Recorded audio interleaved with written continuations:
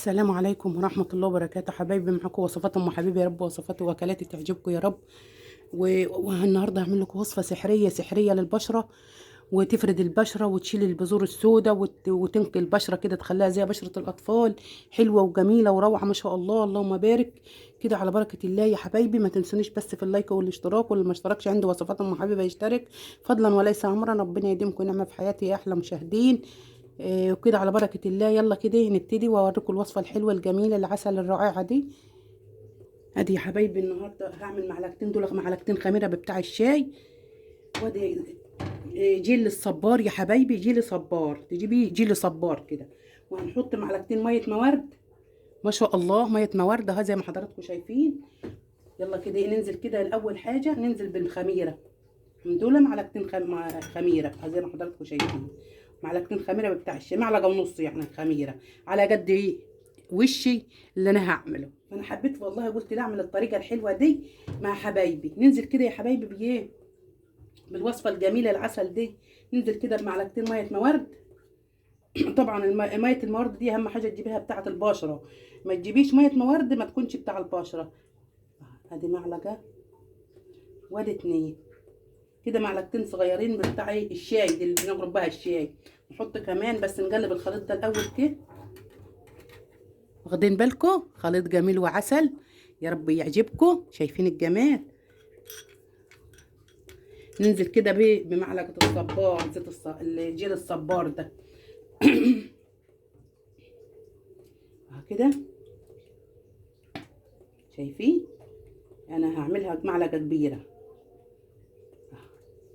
حطينا معلقه جيل الصبار يا حبايبي زي ما حضراتكم شايفين. بسم الله ما شاء الله. وصفه حلوه وجميله، يا رب تعجبكم طريقتي. ايه رايكم في الجمال والحلاوه؟ يلا كده نخلطها مع بعض. ولو عايزه حبه ميه موارد تاني احط لها برضه حبه ميه موارد.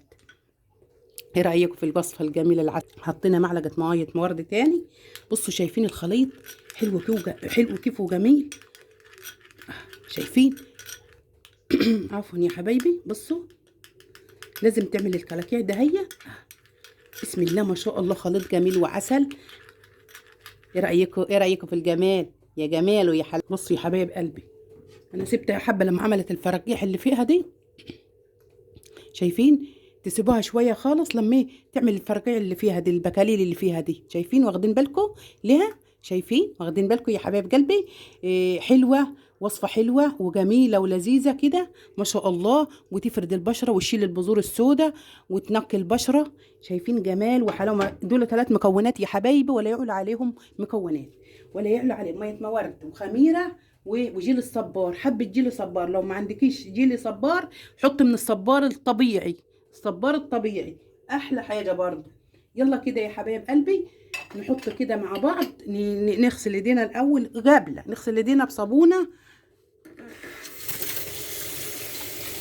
اي صابونه عندك تغسلي بها ايدك، او صابونه طبيه، صابونه اللي بتاعه البشره دي. الكريم اللي في صابونه كده بجيبها انا منها كريمه. اللهم صل على، باجي في مره كده واجيبها واصورها لكم معايا. بس انا رميت الجراب اصلا بتاعها.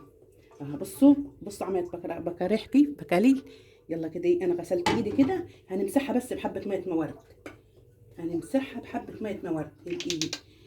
اهم حاجه تكون ايدك ممسوحه بميه موارد. وبعد كده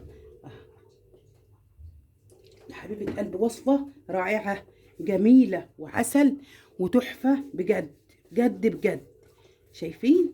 بسم الله ما شاء الله، وصفه جميله، ويا رب تعجبكم وصفتي حبايب قلبي.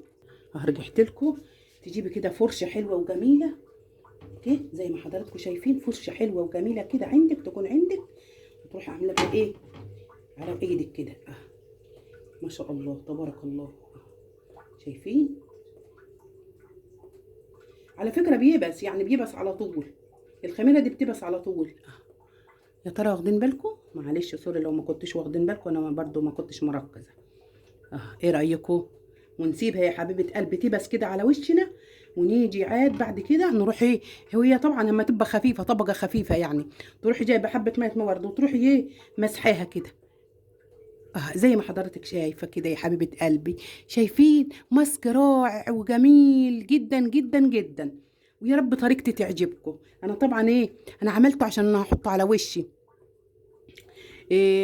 طبعا الواحد قبل ما تاخدي حمام كده شاور، قبل ما تاخدي شاور يا حبيبة قلبي، تروحي جاي ما تعمل على ايديكي الاتنين، وتعمل على وشك الخلطة الحلوة الجميلة دي، الماسك الجميل العسل ده. شايفين؟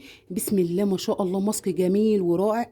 ويلا كده يا رب الفيديو البسيط ده يعجبكم. ما تنسونيش في اللايك والاشتراك، واللي ما اشتركش عندي وصفات ام حبيبه يشترك. وصفه جميله وروعه ما شاء الله، جربوها وانا مجرباها يا حبايبي كذا مره. ويا رب تعجبكم وصفتي واكلاتي وفيديوهاتي العسل. واسيبكم في رعايه الله وحفظه، والسلام عليكم ورحمه الله وبركاته.